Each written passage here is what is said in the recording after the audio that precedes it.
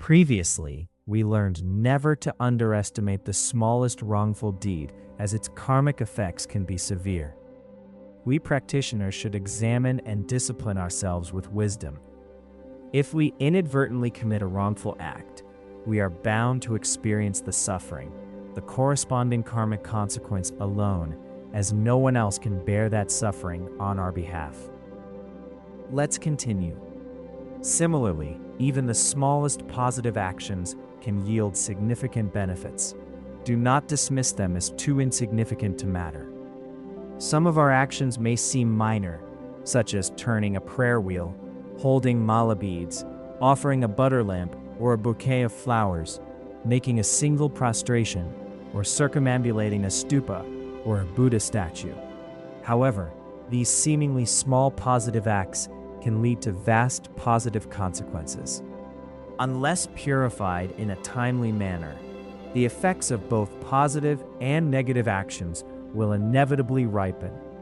Individuals who lack an understanding of the principle of cause and effect remain ignorant, regardless of their talents or wealth. Why? Because no one can effectively undermine or challenge this principle with valid reasoning. Even if you do not adhere to Buddhism, it is still advantageous to familiarize yourself with the principle of cause and effect through various means, as it will greatly benefit both your present and future life. Here is an example. In a previous life, King Mandatri lived as a poor man. One day, while carrying a handful of beans on his way to a wedding, he encountered Buddha Kshantisarana, who was traveling to the village. Moved by profound devotion, he threw the beans and offered them to the Buddha. 4 beans landed in the Buddha's begging bowl, while 2 others touched his heart. The fruition of this act led to his rebirth as a universal emperor, ruling the continent of Jambudvipa. The 4 beans that fell into the bowl granted him dominion over the 4 continents for 80,000 years. One of the 2 beans that touched the Buddha's heart bestowed upon him sovereignty over the realm of the 4 great kings for another 80,000 years, while the second bean allowed him to share equal rule with 37 successive Indras over the heaven of the 33. The stories of King Mandatri can be found in many sutras, such as the Mahaparinirvana Sutra, the Dirgha Agama, the Madhyama Agama, the Sutra on the Great Conflagration, and Mandatavadana. A similar version of the aforementioned story can also be found in the Sutra of the Wise and the Foolish, and here it is. Once a Brahmin was celebrating his son's wedding with a fistful of beans in his hand, which he intended to throw to the bride. At that moment, he happened to encounter the Buddha Purna and felt an intense devotion to the Buddha. Consequently, the Brahmin threw his beans to the Buddha instead. 4 beans fell into the Buddha's begging bowl, and 1 touched his crown. As a result, the Brahmin was blessed with countless merits in his future lives. Because of the 4 beans that fell into the bowl, he reigned over the 4 continents. Due to the bean that touched the Buddha's crown, he enjoyed happiness in the heaven of the 4 great kings and the heaven of the 33. The story told in the Mandatavadana is somewhat different. Once, a merchant's son encountered Buddha Vipassana on the street and threw beans to the Buddha. 4 beans fell into the Buddha's begging bowl, and 1 bean touched the bowl, made a noise, and then fell to the ground. Because of the 4 beans that fell into the bowl, he reigned over the 4 continents. Due to the bean that touched the bowl, made a noise, and fell to the ground, he was reborn in the heaven of the 33. Had the bean fallen into the bowl, he would have become the king of the god realm. However, because the bean fell to the ground, he could only reign over the human realm instead of the god realm. After offering the beans to the Buddha, the merchant's son developed great devotion and vowed in the presence of Buddha Purna, "With this vast cause of generosity, may I attain the primordial wisdom of the Buddha, swiftly transcend the stream of life and death, and liberate all beings who have not yet been liberated by the past Buddhas." King Mandhatri, a previous incarnation of Buddha Shakyamuni, was this merchant's son in a past life. Therefore, whenever you, as a monastic or a layperson, have a little money or possessions, you should make generous offerings to a sangha, a monastery, a great master, or a true practitioner with joy and respect.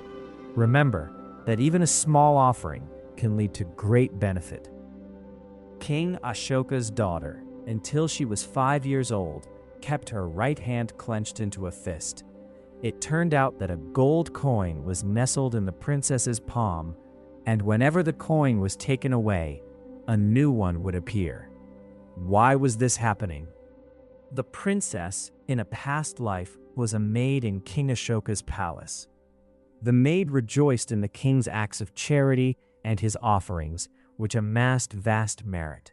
She felt sad that she had no money to make offerings herself. Once, while sweeping the floor, she found a copper coin. Seizing the opportunity, she happily offered the coin to the sangha. Because of this, she was reborn as a princess and enjoyed endless wealth in her next life. Therefore, we shouldn't disparage other small positive acts. Instead, we should sincerely rejoice in them. Those who don't understand the principle of cause and effect may consider this foolish, an idea I refuted in a recent university talk. Many college students, due to a lack of education on the principle of cause and effect, believe that many invisible things such as karma do not exist, or consider the principle of cause and effect to be invalid. Such thoughts are simply erroneous. We should make every effort to challenge their wrong views. Otherwise, they will bring harm to themselves and others. Many of you were influenced by atheism, materialism, and nihilism at a young age through the education you received. Nihilism, in particular, is prevalent in today's society and inevitably leads to wrongful actions. In fact, the view on cause and effect is the most crucial right view among the doctrines of Buddhism. A true Buddhist should first grasp how cause and effect operates through various means. By studying the teachings of past great masters and classical Buddhist scriptures, we can grasp the profound principle of cause and effect. This understanding reveals that regardless of who we are, man or woman, rich or poor, we cannot escape the karmic net of our actions. Whenever we attempt to defy cause and effect through wrongdoing, we are bound to face corresponding karmic outcomes. Conversely, engaging in acts such as visualizing the Buddha, feeling joy toward a Buddha statue, or simply tossing a flower in the air as an offering can yield immeasurable merit. Even seemingly small actions like these can lead to vast positive results, such as sharing in Indra's reign for a duration that is difficult to fathom.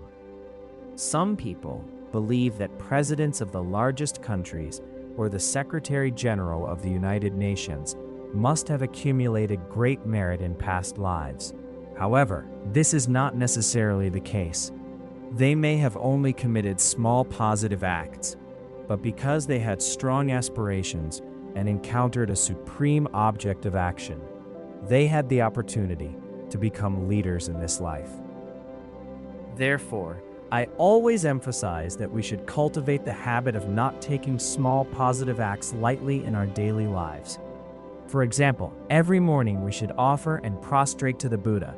Whenever we see an image of the Buddha, we should make offerings with devotion. While walking or riding in a car, we should visualize the Buddha, the Guru, or the deity above us in the air and make mental offerings of flowers, mountains, rivers, and other great objects. When we come across a beautiful place with flowers, forests, and springs, we should recite "Offer to the Three Jewels" and make the offerings in our minds. If we can do this often, day after day, year after year, the accumulated merits will be incredible. The Sutra of the Great Assembly also says, if true faith has arisen, it can destroy the paths to the three lower realms. If one fragrant flower is offered to the Buddha, it can bring great celestial happiness for infinite kalpas. Therefore, once you give rise to genuine faith in the Guru and the three jewels, you can transcend the three lower realms. If you offer a single fragrant flower in front of a Buddha statue, this small offering can bring you immense happiness in the God realm for infinite kalpas. For example, some multi-billionaires possess mansions, cars, and vast wealth, but they may not have performed many good deeds or accumulated significant merit in their past lives. Sometimes, simply presenting a flower or incense before a Buddha statue can be sufficient to attain such possessions in a future life. Therefore, when you visit a temple or monastery, it is important to make offerings to a Buddha statue. However, some intellectuals find such behavior irrational, which only demonstrates their lack of understanding of Buddhist doctrines. If they grasp the principle of cause and effect, they will not look down on others' positive actions, including reciting a single mantra. I have noticed that some members of the Sangha from Larangar always carry their mala beads with them wherever they go. Every time they need to speak or work on a task, they mark their place on the mala beads. Once finished, they resume counting the beads while reciting mantras. How wonderful! This habit is well preserved in the Tibetan region.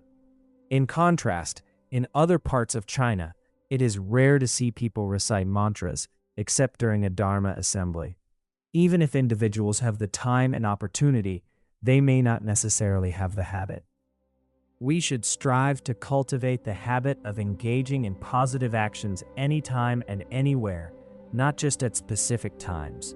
Regardless of our location or activities, we can always turn our minds toward virtuous deeds and perform good deeds, more or less. We must not underestimate small positive actions, as they can accumulate into something significant. This is why the Sutra of the Wise and the Foolish states, "Do not consider small good deeds insignificant, and thus dismiss them.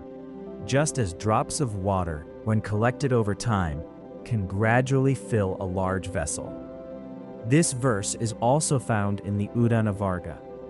Therefore, we practitioners should begin by committing to small positive acts. Today, many people aspire to reach the top and achieve realization immediately. While this aspiration is commendable, there is often a gap between desire and reality. It is akin to an elementary school student expecting to earn a doctorate degree instantly.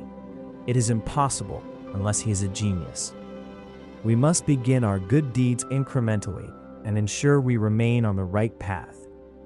By doing so over time, the desired outcome will surely emerge. The Treasury of Precious Qualities says, "An ashota seed as tiny as a mustard grain can grow into a tall tree with its branches stretching a league in length in a year.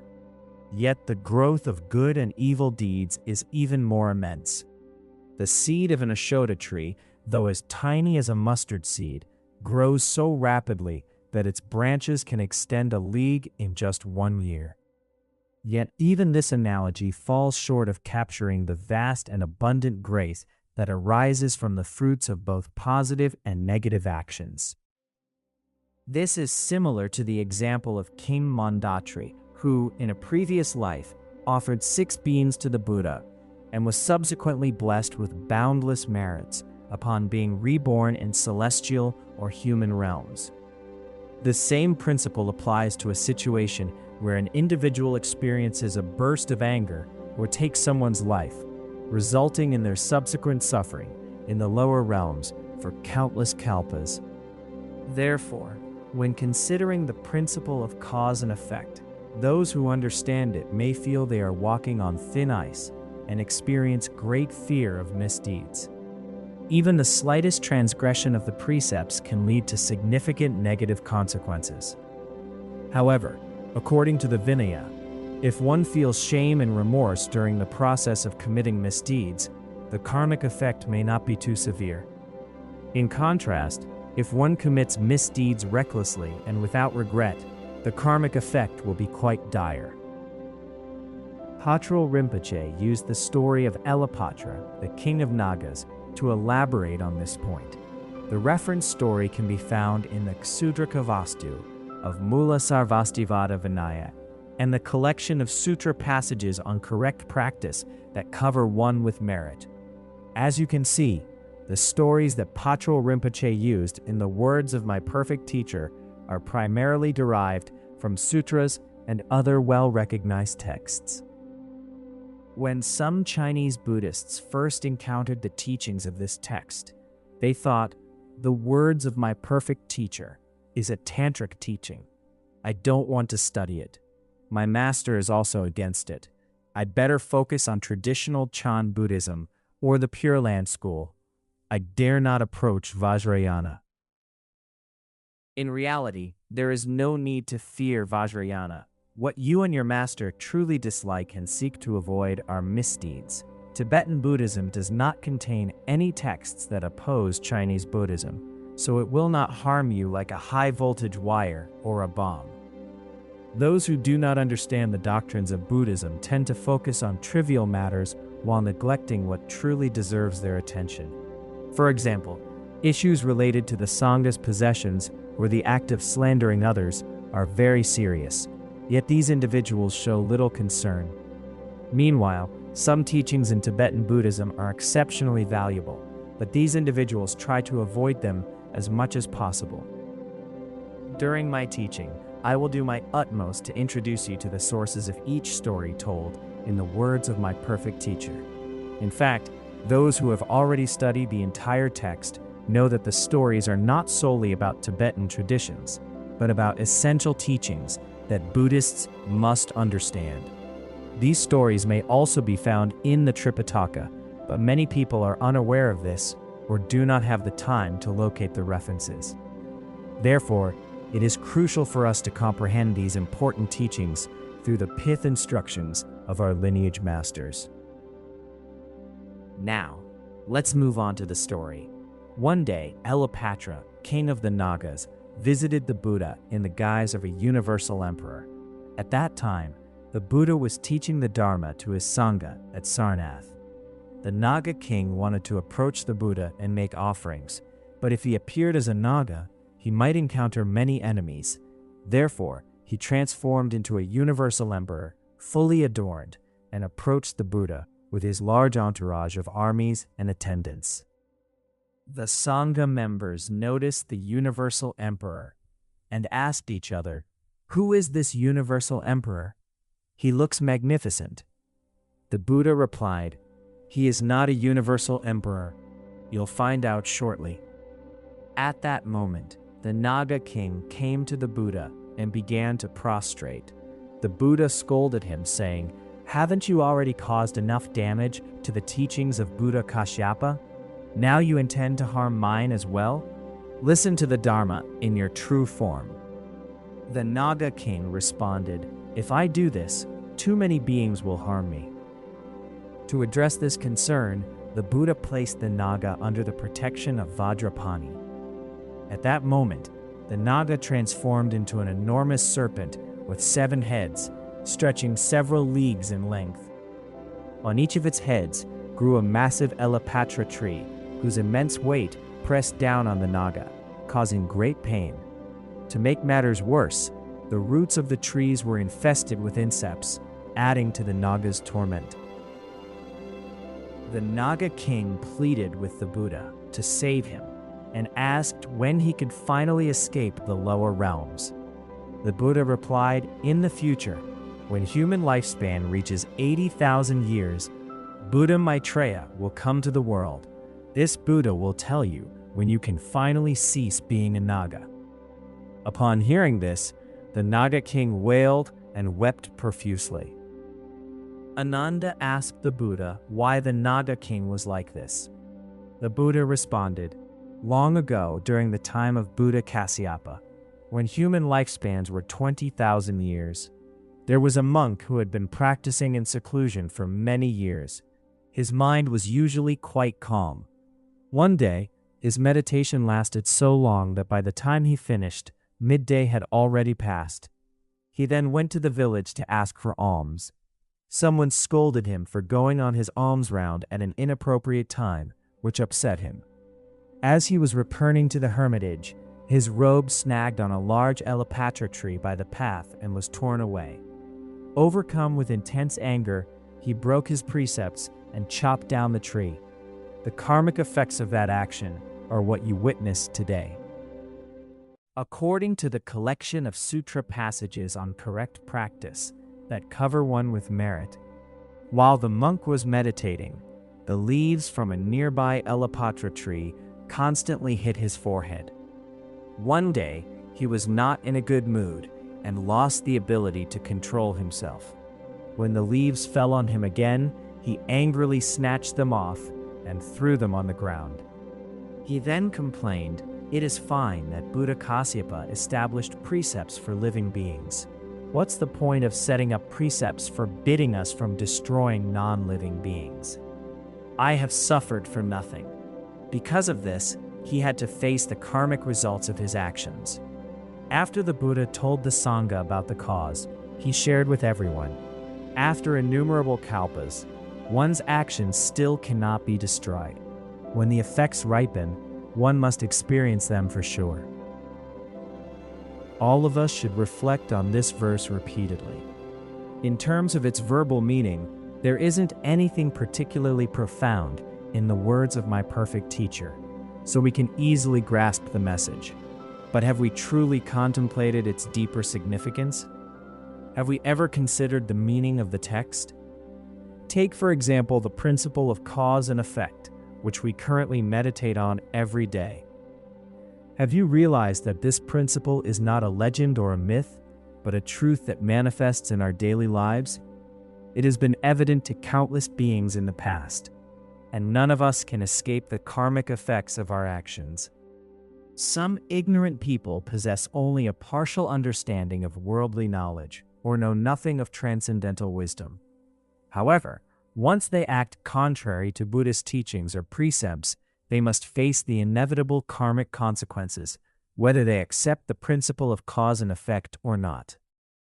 The compilation of essential Buddhist texts states, if one goes against the Buddhist teachings, one is an ignorant person who will experience infinite suffering and cannot attain liberation for a very long time. This is because, without accepting the principle of cause and effect, an individual will commit wrongdoings, which inevitably leads to suffering. Whoever you are, whether you are among the fourfold assembly attending the live teachings, or among the Buddhist students receiving the teachings later via audio or video recordings, I sincerely hope you will develop conviction about the principle of cause and effect. Then, regardless of what happens and where it happens, you will consciously discipline yourselves by saying, I must not commit any misdeed, otherwise I won't have a happy future. As we know, unless one is a bodhisattva who chooses to suffer for infinite kalpas to benefit living beings, we ordinary beings typically pursue happiness and avoid suffering. We may talk grandly, but when it comes to ourselves, for instance, when we are sick, most of us wish to find a cure as soon as possible. So we are willing to try everything, including Chinese medicine, Tibetan medicine, and Western medicine. We may often say, may the sufferings of all sentient beings ripen on me. If my sickness is beneficial to all living beings, let me get sick. If my death is beneficial to all living beings, let me die. If my suffering is beneficial to all living beings, let me experience all torments. This is what we've studied in the 7 points of mind training. But when we actually do get sick, will we still be thinking of sentient beings? We know ourselves best, so we should be aware of our state of practice. Therefore, solely for our own happiness, we ought to believe in the principle of cause and effect, and take the future into consideration. Recently, I have been emphasizing the importance of the common preliminary practices. Whether you are alone or in a crowd, you should frequently reflect on whether the principle of cause and effect truly operates in this manner. If you believe it does not, You are free to disregard the principle, as you have the freedom of speech. However, if you engage in a debate with others about it, you will find that no learned scholar has ever refuted the principle of cause and effect. If you lack sound reasoning, but simply want to negate it, that doesn't make any sense. The intention behind any action, whether good or bad, is the most crucial factor in determining its nature, positive or negative, significant or minor. It's similar to a tree. If the root is medicinal, the trunk and leaves will also be medicinal. Conversely, if the root is poisonous, the trunk and leaves will be poisonous as well. Medicinal leaves cannot grow from a poisonous root. Similarly, if an intention arises from aggression or attachment and is therefore impure, the resulting action will inevitably be negative, regardless of how positive it may appear. Conversely, if the intention is pure, even actions that seem negative will actually be positive. Therefore, whether our actions are positive or negative is determined by our intentions, as Nagarjuna says in the Precious Garland of the Middle Way. Desire, hatred, ignorance, and the actions they generate are non-virtues. Non-desire, non-hatred, non-ignorance, and the actions they generate are virtues. In the Treasury of Precious Qualities, it says, if the root is medicinal, then its shoots will also be medicinal. If the root is poisonous, without doubt its shoots will also be poisonous. What determines whether an action is positive or negative is not its appearance or scale, but rather the good or bad intention behind it. Therefore, the nature of the root determines the nature of the leaves. Here is a story from the Udanavarga. Once, there was a large, lush tree in the Jada Grove of Shravasti, under which visitors liked to rest and enjoy the cool shade. However, those who stayed under the tree would suffer from severe headaches or back pain, and some even died on the spot. Later, a gardener discovered that it was a poisonous tree, so he cut off all its branches and leaves. But soon the tree grew new branches and leaves, becoming even more thriving than before. It attracted even more people seeking shade, and of course, more people suffered because of it. The gardener had to trim the tree constantly, but it always regrew its branches and leaves. A wise man kindly advised the gardener, "You should uproot the tree," which sparked a moment of realization for the gardener. He removed the root of the poisonous tree, which halted the growth of new branches and leaves.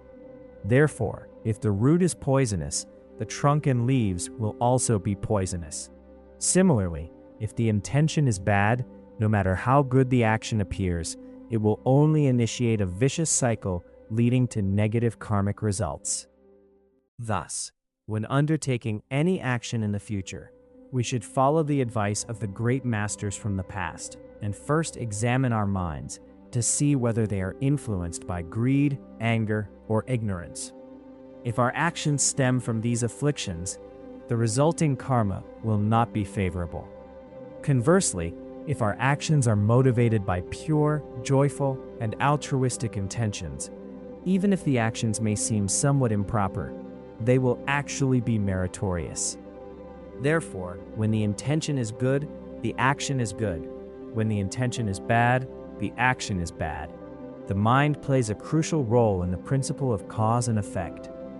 For this reason, bodhisattvas are sometimes permitted to perform the 7 negative actions of body and speech, provided their minds remain pure and free from selfish motives.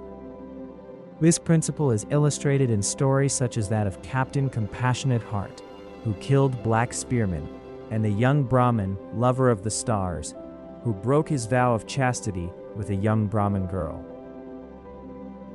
Let's briefly talk about the 2 stories. Captain Compassionate Heart killed black spearmen.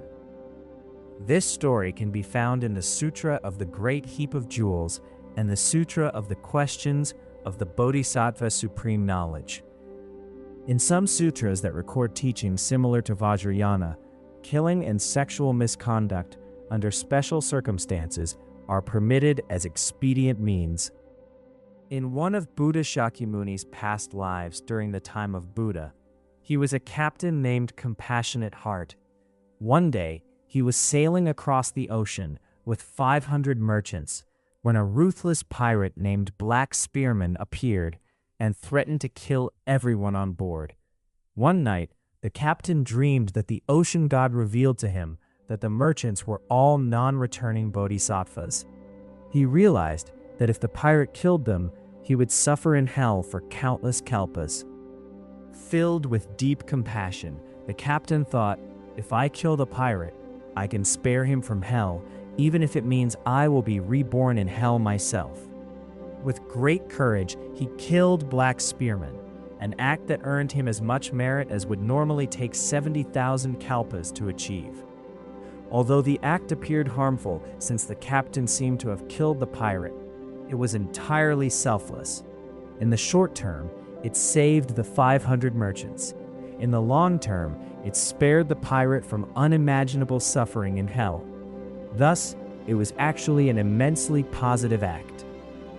Such an act is often referred to as the activity of subjugating in Vajrayana, which means that with great compassion and extraordinary wisdom, while remaining in the union of compassion and wisdom, one may kill evil beings who commit very harmful misdeeds and who are primarily from the 3 lower realms. Therefore, subjugation is also permitted in Sutrayana, which is consistent with Tantrayana. Some people know very little about Tantrayana and even believe that some tantric actions are not impeccable and do not stem from the Buddha's teachings. If this is the case, they may need to reevaluate the Sutrayana teachings in the Sutra of the Great Heap of Jewels. Brahmin, lover of the stars, married a Brahmin girl. A Brahmin named Lover of the Stars spent many years in the forest, faithfully observing his vow of chastity.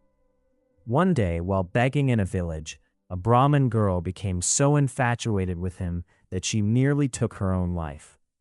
Initially, the Brahmin girl insisted on marrying him, threatening to choose death if he refused. He first rejected her, not wanting to jeopardize his years of practice, and walked away. However, after taking 7 steps, he felt compassion for her, thinking, if I reject her, she will die because of me. If I accept her, I will fall into a lower realm due to violating my precept. Well, it's better that I suffer than let others suffer. Out of compassion for her, he married her, an act that earned him 40,000 kalpas of merit. They lived together for 12 years. Because of his compassion, not only did his action not bring negative karmic effects, but it also brought him merit that would otherwise take 40,000 kalpas to accumulate. As documented in Mahayana Buddhism, some actions that may appear harmful, such as breaking precepts or engaging in sexual misconduct, can actually result in great merit. There are instances of accomplished tantric practitioners marrying a dakini and engaging in the union practice within Vajrayana. Similar cases can also be found in Sutrayana. If you completely reject this perspective and insist on judging such practices based on the precepts of individual liberation, it will become challenging to make sense of the aforementioned stories. Additionally, in the Flower Ornament Sutra, there is a story of a woman named Pure Sunlight who developed a strong romantic longing for a prince named Powerful Virtue, a previous incarnation of Buddha Shakyamuni. With her mind tainted by infatuation, Pure Sunlight made offerings to the prince, who was following the bodhisattva path and practicing diligently. Despite her tainted intention, Pure Sunlight still accumulated great merit from her act of generosity. As she made offerings to a Buddhist practitioner, she remained free from the 3 lower realms for 250 kalpas. Later, she was reborn as a woman named Exceptional Virtues and had the opportunity to encounter the prince once again. Exceptional Virtues desired to become the prince's wife, intending to serve him faithfully. Together, they made the bodhisattva vow in the presence of a Buddha and eventually attained liberation. The Mahaprajnaparamita Sutra states that Dharmadgata, a bodhisattva who taught the perfection of wisdom, often entertained himself with 68,000 maids. However, when the Bodhisattva Siddhaparudita visited Dharmadgata for teachings, he did not develop any wrong views toward him. Although those bodhisattvas appeared to be householders, they employed the skillful methods of Mahayana Buddhism to benefit all beings. Their actions were not driven by strong desires, as is typical of worldly people. They did not become ensnared in the web of romantic love. In certain situations, they may have seemed to engage in misdeeds with their bodies and words, but in reality, they were performing virtuous acts. For certain enlightened beings, taking life or breaking a vow of chastity may be permissible. However, if these actions are motivated by selfish intentions, rooted in desire, hatred, or ignorance, they are never acceptable, regardless of who commits them. You must understand this. Some people use tantric practice as an excuse to engage in so-called union practice or subjugation. But their actions are entirely driven by selfish motives, killing out of anger, or committing sexual misconduct out of lust. Such actions yield no positive results, because whether an act is good or bad depends on the intention. A good intention leads to a good result, and a bad intention leads to a bad result. It is stated in the Sutra of the Compendium of Essential Teachings that living beings engage in positive or negative actions and will experience happiness or suffering based on the intention behind those actions. In fact, all living beings, except for the most foolish, love themselves. Thus, it is impossible for them to disregard their futures. If you truly love yourself, please refrain from committing misdeeds under any pretext before you attain ultimate realization. Of course, if you have reached that level, it's a different matter. To sum up, it is crucial to understand the karmic effects of your actions. If you can establish a solid foundation while studying the words of my perfect teacher, your pursuit of the Dharma will be stable and enduring. And 10 or 20 years later, you will undoubtedly become a true practitioner. Conversely, if you haven't built a solid foundation, you may present yourself as a good practitioner for 2 or 3 years, and others may buy into your practitioner persona and even believe that you have achieved extraordinary spiritual advancement. However, as time goes on, your true qualities will become evident, and you may find your spiritual progress reverting to square one. This, of course, relates to the causes and conditions of your past lives, but the main factor is your lack of a foundation established through preliminary practices. Therefore, among past and present practitioners, those who place great importance on preliminary practices won't regress in their lifelong practice. Moreover, they are less prone to wrong views and will perfect their practices from beginning to end. Otherwise, any practice that is not grounded on a solid foundation is like a building on ice, which will collapse under even the slightest unfavorable conditions. Therefore, I hope you will reflect on this repeatedly.